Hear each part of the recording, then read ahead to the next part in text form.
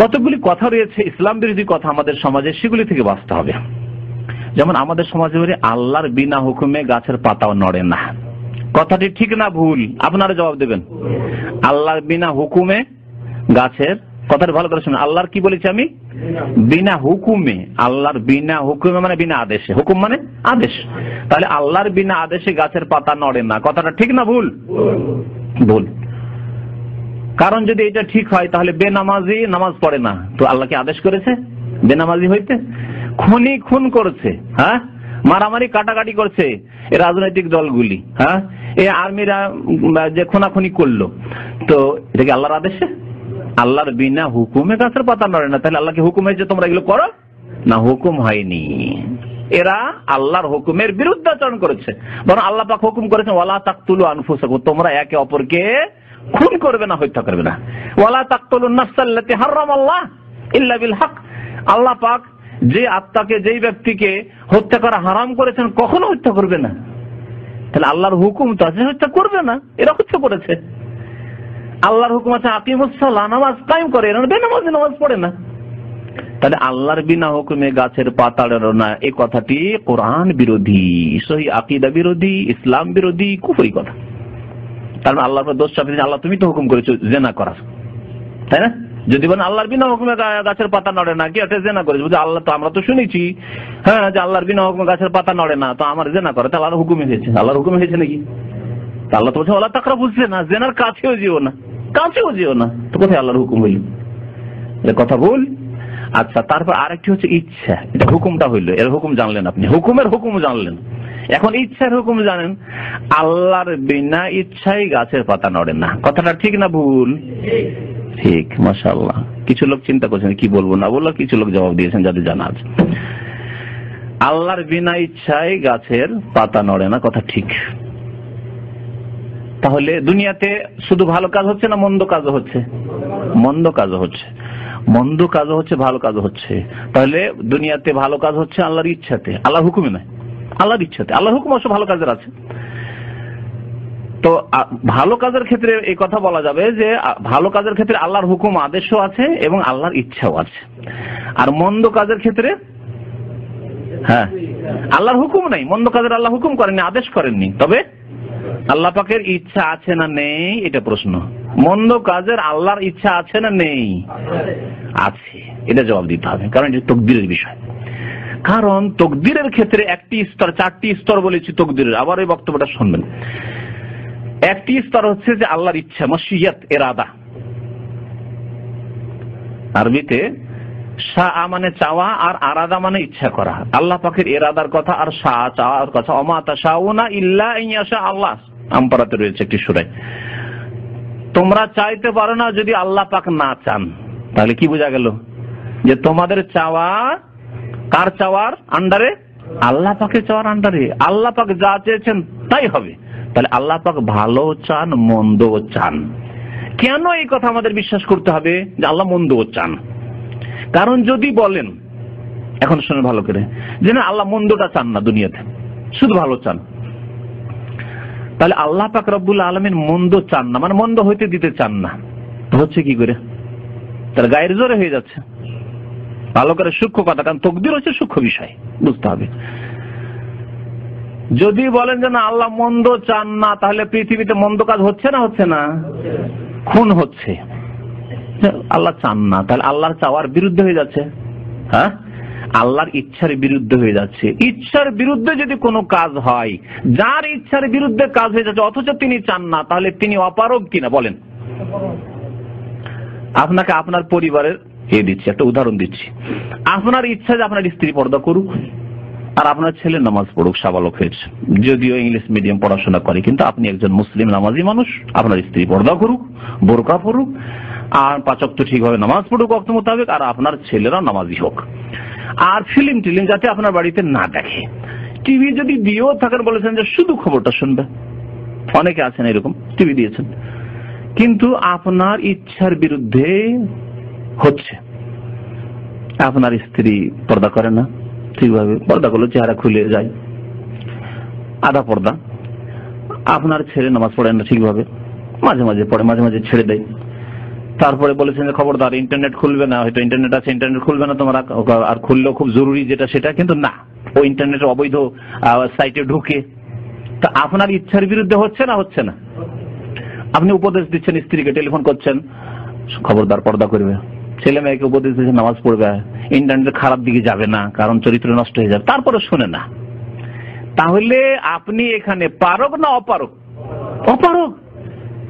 Tackle দিতে পারছেন না, সামলাতে পারছেন না, কন্ট্রোল করতে পারছেন না, আউট অফ কন্ট্রোল হয়ে গেছে, আপনার আয়ত্তে নেই, আপনার শক্তির বাইরে চলে গেছে। আপনি কি ভাবছেন যে আল্লাহ পাক যিনি রব্বুস সামাওয়াতি ওয়াল আরদ, যিনি রব্বুন নাস, মানব সকলের রব, মালিকিন নাস, ইলাহিন নাস, যে আল্লাহ পাক রব্বুল আলামিন সারা বিশ্ব জাহানের মালিক, তিনি অপারগ হয়ে গেছেন, তার ইচ্ছার বিরুদ্ধে হয়ে যাচ্ছে, ইচ্ছা করেন না, তাহলে জেনাকারীরা মানে আল্লাহর কন্ট্রোলের বাইরে চলে যাচ্ছে, কন্ট্রোল করতে পারছেন না, খুনিদেরকে আল্লাহ কন্ট্রোল করতে পারছেন না, জালেমদেরকে আল্লাহ কন্ট্রোল করতে পারছেন না, বেনামাজিকে আল্লাহ কন্ট্রোল করতে পারছেন না, সেজন্য তার আল্লাহর আয়ত্তের ক্ষমতার বাইরে চলে যাচ্ছে বলবেন না?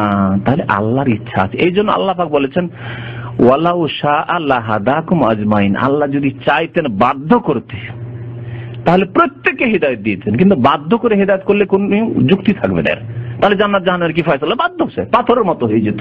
আল্লাহ পাথরের মতো করেন আমাদেরকে, হরকতের তৌফিক দিয়েছেন, হরকত করে তুমি ভালো হও, হরকত করে খারাপ হবে হও। আল্লাহ পাকের ইচ্ছার কথা তাহলে ভালো মন্দ উভয়ের ক্ষেত্রে বলবেন, না হইলে সমস্যা সৃষ্টি হবে, তখন কুফরির। আল্লাহ পাক তাহলে অসহায় হয়ে পড়েছেন, সামলাতে পারছেন না আল্লাহ পাক। বুঝা গেছে? আল্লাহ পাকের ইচ্ছাকে ওলামারা দুই ভাগে ভাগ করেছেন, একটা হচ্ছে ইরাদা কওনিয়া, ইরাদা শারঈয়া।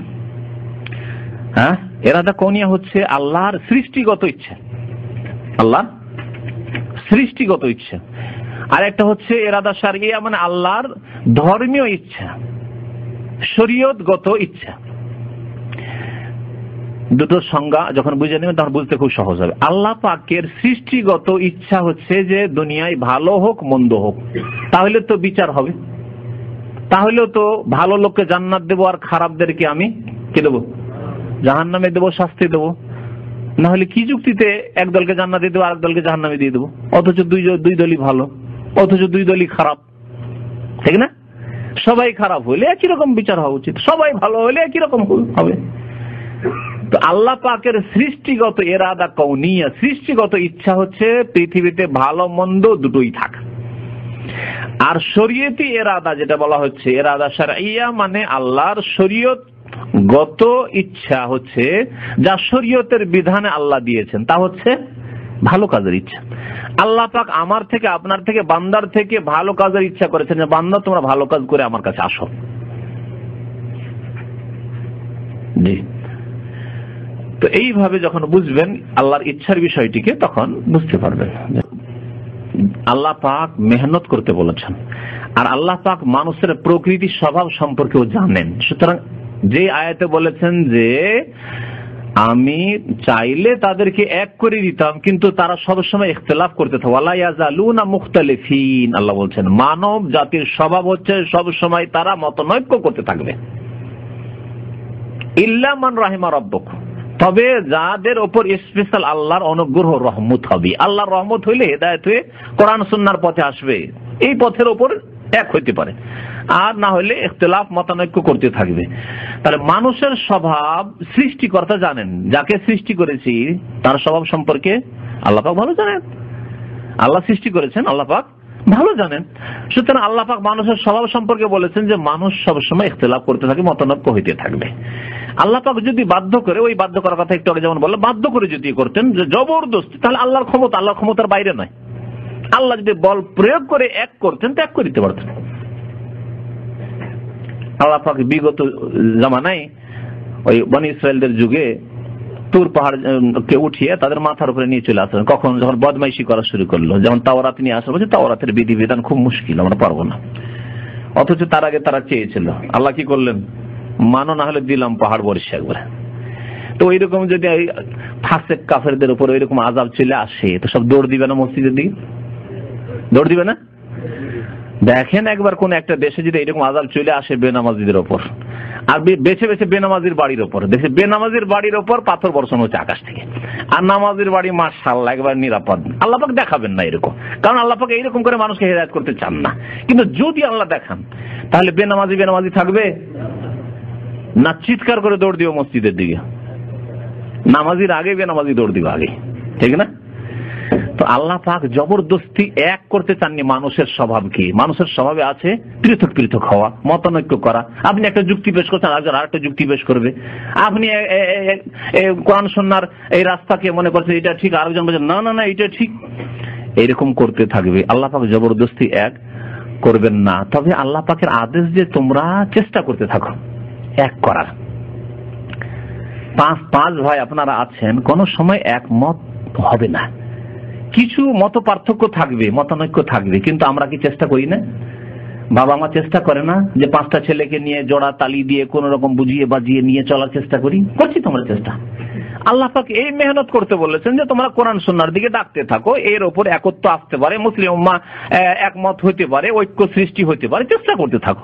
এর মধ্যে যত আসবে আসুক, আর না আসবে নাই আসুক। জি, আল্লাহ পাক মানুষের স্বভাবের কথা বলেছেন এবং আল্লাহ পাক মানুষের মধ্যে ঐক্য নিয়ে আসার, ওয়া আতাসিমু বিহাবলিল্লাহি জামিআন, তোমরা আল্লাহর রশিকে মজবুত করে ধারণ করো, ওয়ালা তাফাররাকু, বিচ্ছিন্নতা সৃষ্টি করি না, আল্লাহর আদেশ, এর উপর আমল করতে হবে।